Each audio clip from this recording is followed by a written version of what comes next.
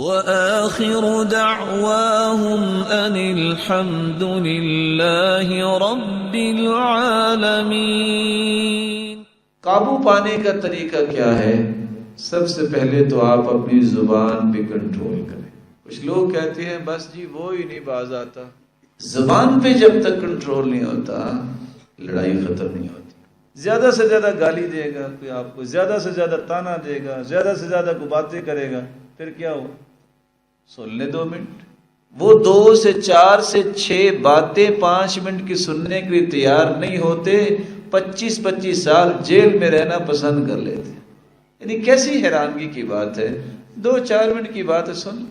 اگر اس کا دل اس طرح ہی راضی ہو رہا ہے تو ٹھیک ہے، ہو جائے۔ کبھی تو ایک زندہ مثال بن جایا کریں، عدی بن حاتم کی طرح۔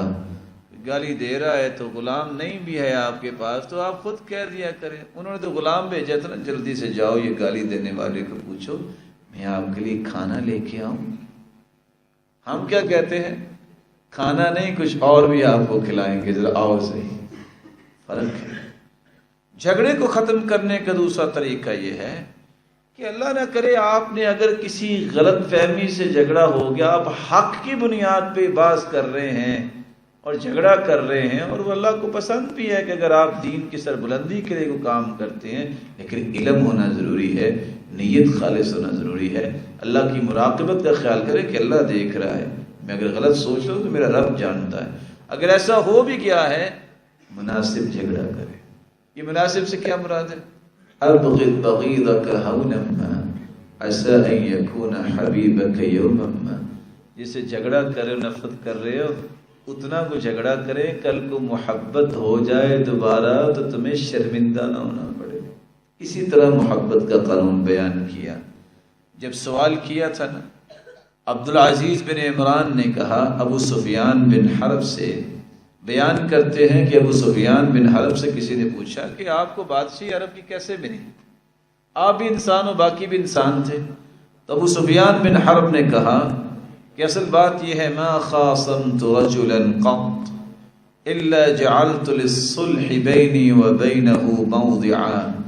میں نے جب بھی زندگی میں کسی سے کوئی جھگڑا بھی کیا نا، میں نے صلح کا ایک دروازہ ضرور چھوڑا ہے، ٹوٹل بند نہیں کیے۔